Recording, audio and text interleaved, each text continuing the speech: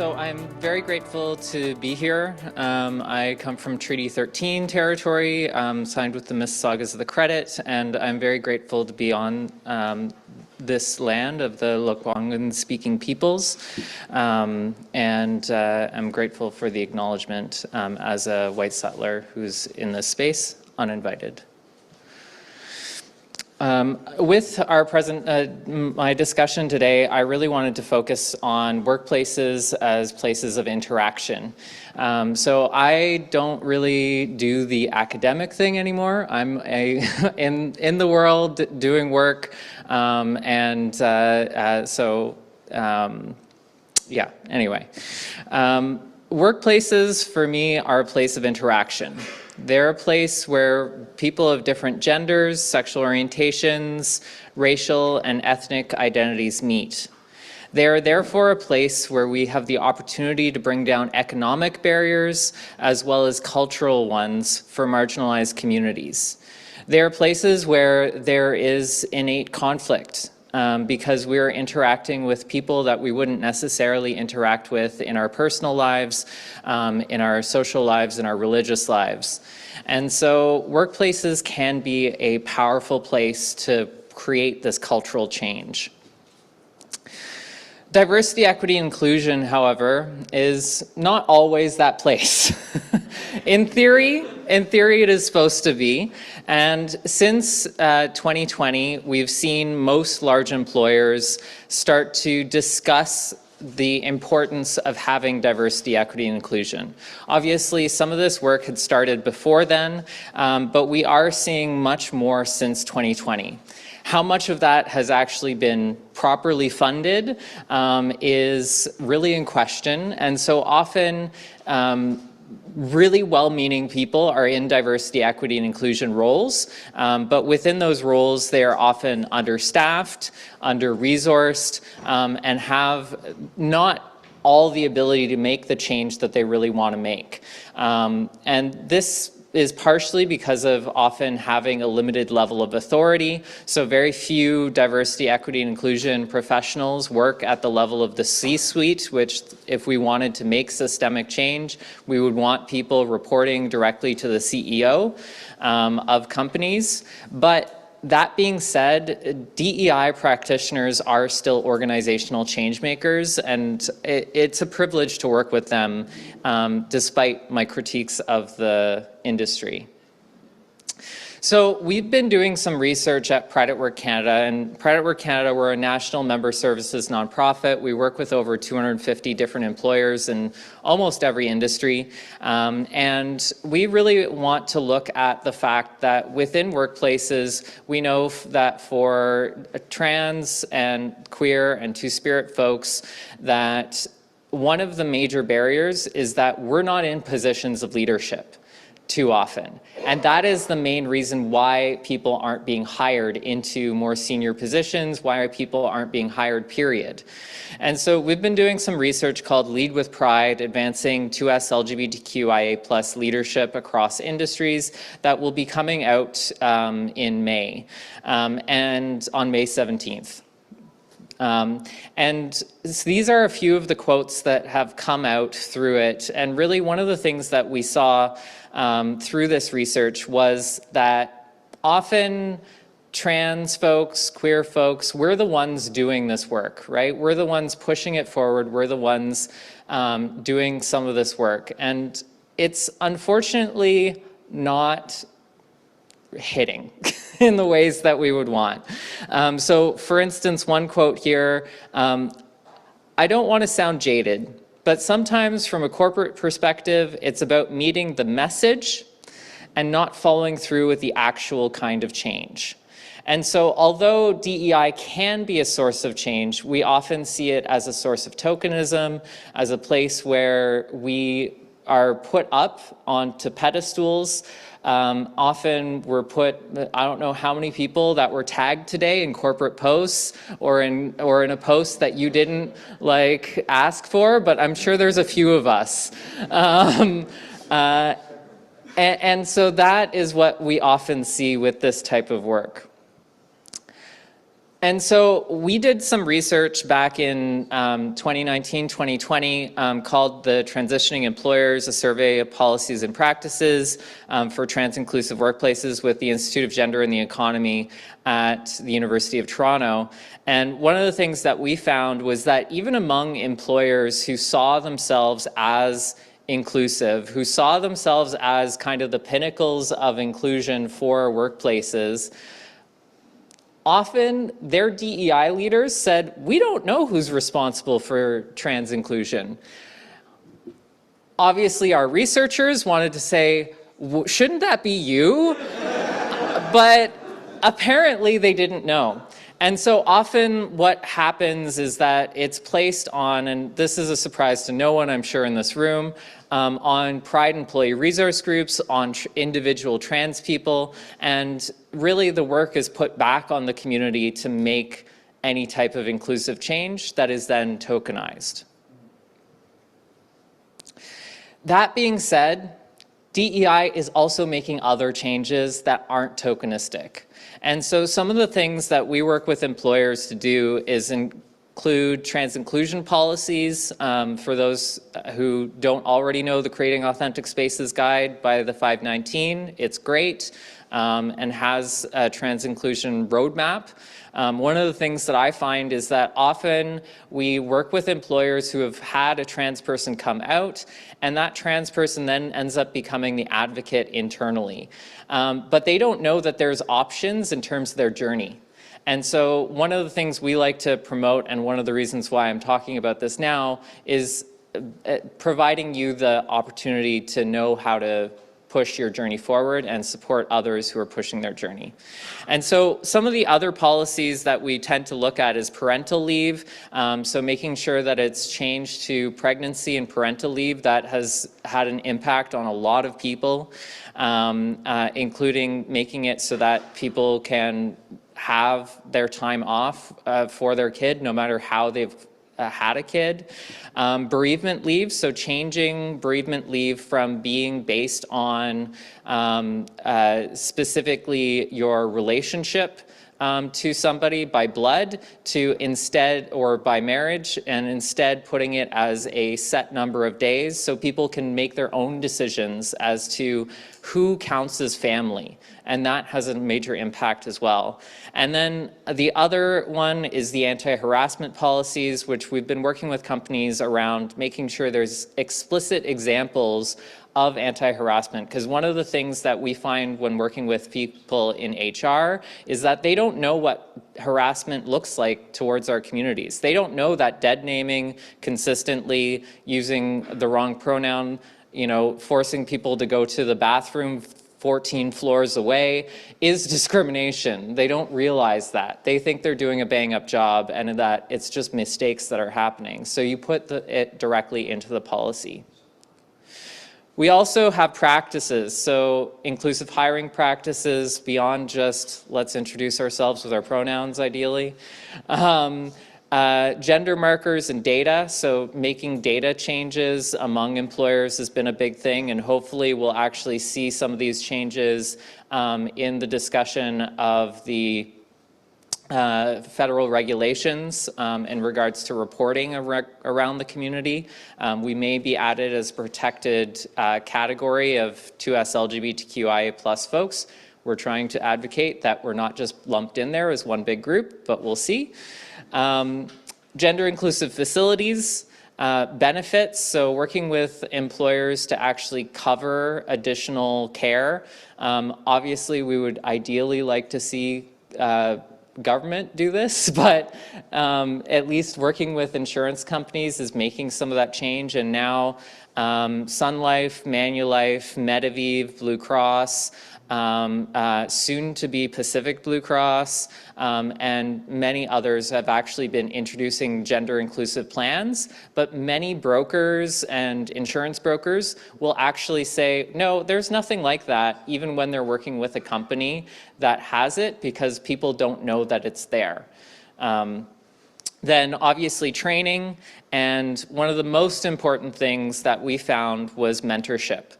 And so mentorship is the thing that we found has more of an impact on trans inclusion in the workplace than anything else. And part of the reason for that is because so often we are told that we don't have a history, that we don't have people that came before us, that we are alone in an island on our own. And obviously, the reason why we have this conference is we know that's not true, but that mentorship is something that has significant impact. And so I wanted to read a couple quotes from our upcoming research. I've looked really hard for a mentor, for someone who can guide me through this, for somebody to just understand. But I just wasn't able to find it. And the very few people that were part of the word trans and that were doing similar work, they stretched themselves too thin. Who's stretched too thin? Here. Yeah. And so it was really, really, really difficult to find mentors. Just to have somebody queer or somebody with a disability, like a more senior role to help me navigate some of those things. And we really found that when it came to a mentor, it didn't necessarily have to be somebody who shared your identity. And this was something that came out again and again and again, it was about their ability to be understanding, about their ability to be present with you, about their ability to sponsor you. And so do they have the ability to actually make a difference? Do they have an ability to impact your career, to put you in front of other people?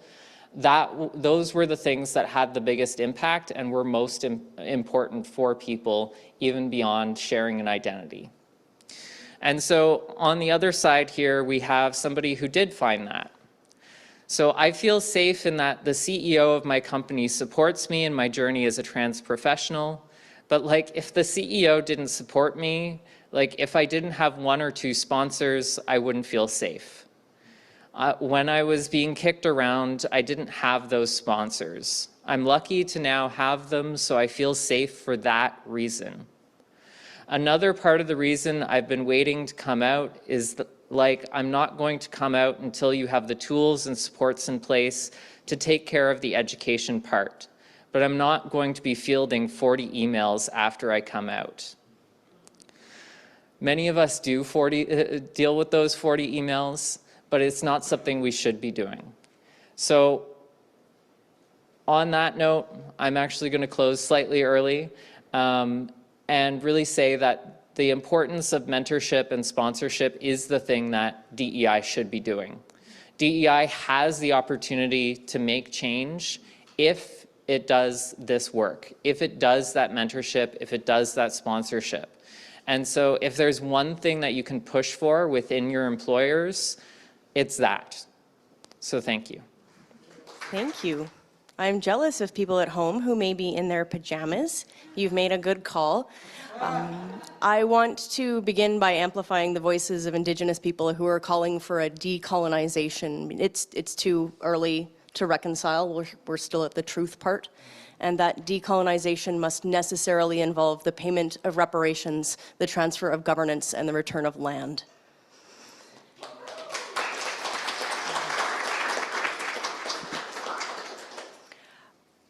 I want to begin with a warning about the law.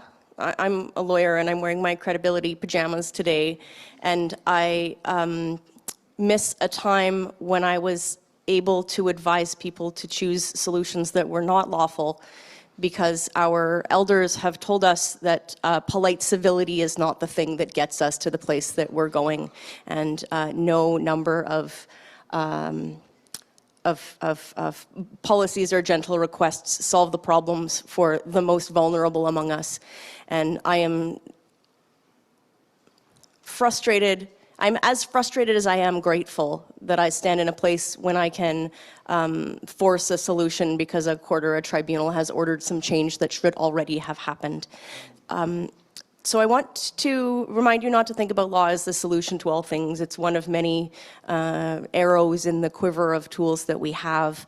I want to tell you not so much about new cases, but a tale of 3, maybe 4 cases that explain how we got to the place that we're at now, standing on the shoulders of some giants who really made great strides for us in the 90s.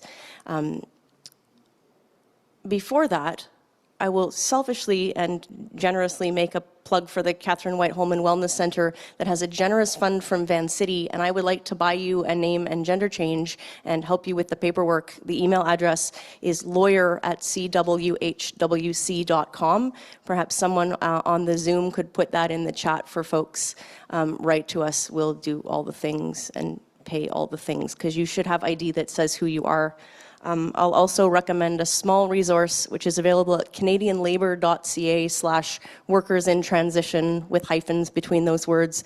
It's a workplace guide for trans workers and their advocates on how to make a transition plan for folks who are moving from one gender to another, but also it contemplates the scenario for workers like me who need some supports before we start. Let me tell you about 3 cases that have to do with a trans worker and the great bravery that they did for us so that we have the law. The golden rule of trans inclusion in the workplace is that trans people are entitled to immediate recognition of everything having to do with gender. This covers access to spaces like change rooms and fitting rooms and uniforms. It also applies to the whole suite of language that's used to describe us. You have a legal right to use your chosen name. You have a legal right not to be misgendered. On my wish list of things to achieve next is a clear human rights statement that outing is wrong. This is already wrong under privacy legislation. It is arguably a tort, which is the area of law that people sue each other under. And I would welcome you to send me a note at that same email address if you want to work on that. We have this rule because of the great bravery, particularly of a woman named Leslie Ferris. She worked in a taxi company. Imagine, if you will, a taxi company. The case is called Ferris and Operating and Technical Engineers Local 15. It's a 1999 case, although it has to do with incidents that happened in 95, which even at that time is demonstrative of how long it takes for people to get justice. It's even longer now. I have a 7-year-old file, and I've been waiting 16 months since the hearing for the decision. My client will pass away before his decision arrives. So with the reminder the law is only one tool, it takes an inordinately long time, and I think that also underlines the bravery of these workers. So, taxi company in Vancouver, it's a human rights complaint against the union, which is very embarrassing for the union, and one of my favorite things to tell union activists when they're not quite clear what their job is. So all the drivers are men. They use the men's room downstairs. Up in the office, there are 2 women. One is a cis woman, the other is a trans woman. And the union rep gets a complaint from the employer saying, we've had a complaint about your trans member using the ladies' room. And if that happened now, you would have some choice words for this employer. But it's 1999. And the union rep doesn't have choice words for the employer. He doesn't tell this employer to go away. He says, leave it with me. And then he makes several catastrophic mistakes. The first thing he does is he's weirded out by the member, and he doesn't ever call her for the whole progress of this file. He just never talks to her. The second thing he does is decide this is a delicate ladies issue, and I bet she doesn't want the ordinary steward, who is the advocate in the workplace for union members who have a problem, because that person's a man. I'm going to appoint someone else. And it's a sacrosanct right in labor law that you have access to the steward of your choice.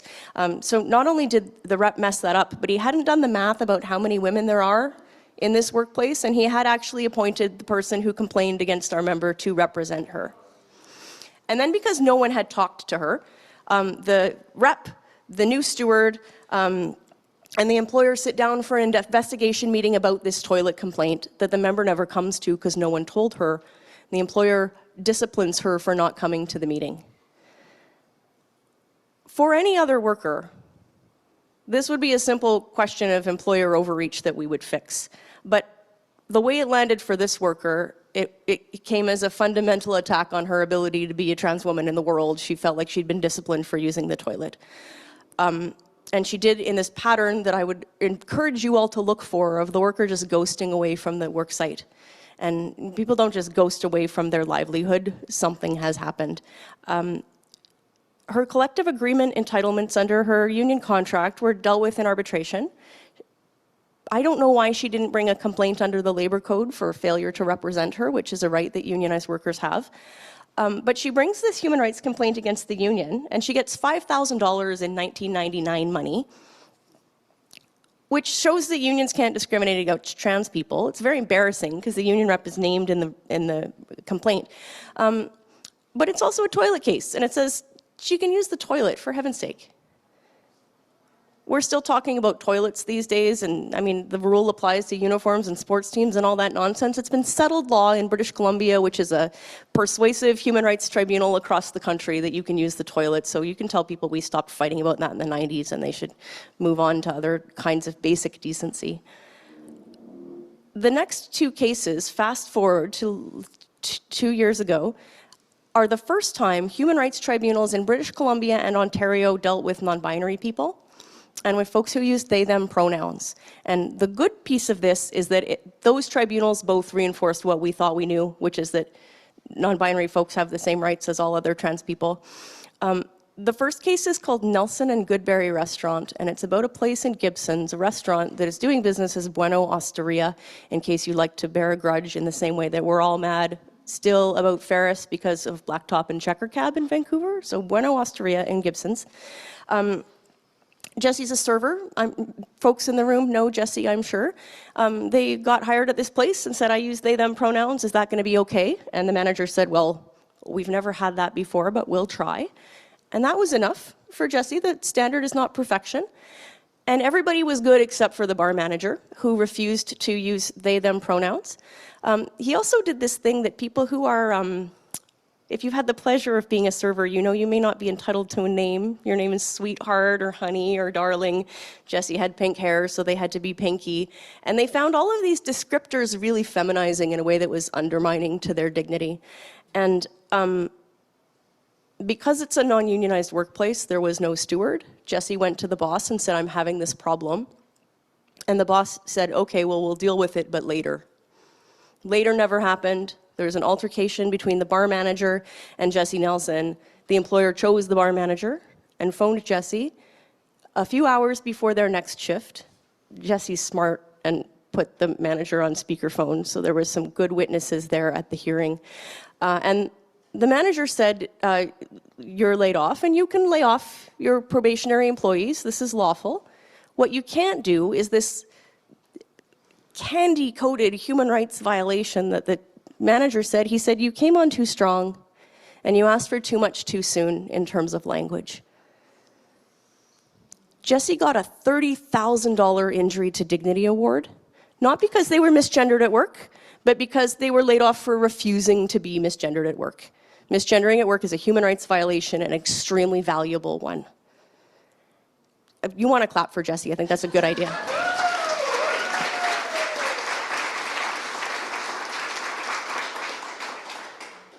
Jesse spent the money on a film that's going to benefit the community, which I think is also incredibly helpful and selfless. At the same time in Ontario, some very brave workers, also in a restaurant, their names are EN, JR, and FH, and they got the Human Rights Tribunal to reduce them to initials so that their legal names and their chosen names aren't public and in decisions, which is a very important feature of human rights cases, because it's one thing for folks from other equity-deserving groups to go to the tribunal and say, I need this. For trans people, we have to out ourselves as a condition of justice. And this case is very important. It's a parallel fact set. There's a genderqueer manager in a bar. The case is called Ian and Gallagher's Lounge. And Ian is the manager. Everybody in the kitchen at this bar is non-binary or genderqueer, which, like, can we all just work there? It would be lovely. And the owner of this now closed bar, so you can not have an angry boycott about them, told a customer within earshot of one of the kitchen workers, two other complainants identify as trans and non-binary. Ian identifies as genderqueer. One of the workers goes to the genderqueer manager and says, I heard our boss tell a customer that he has a kitchen full of T-word. They also reported that he misgendered them. The tribunal found that it was an egregious slur to use this word to describe trans people, gave each of the complainants $10,000 and lost wages. It's an interesting case because it's not about misgendering, in the way that Jesse Nelson's case is not about dead naming. It's entirely about the slur. It's about that one use of that one word and the outing of people to an unknown customer. They found that they couldn't consider the misgendering, which was obvious and rampant, we believe these complainants, because they hadn't provided sufficient particulars, which is a lesson for all of us that if you're going to complain that there was misgendering, do please write down the date and the time and who said what to who. But each of these people got $10,000, and now both of these persuasive human rights tribunals across the country, we're snobby in law, so BC and Ontario are more important than a decision out of PEI, for example. So the law is uniform across the country that you have an absolute legal right as a trans person, as a non-binary person, as a genderqueer person, as a gender fluid person, to be referred to with words that are respectful. Who's had that happen like yesterday, though? Like everybody.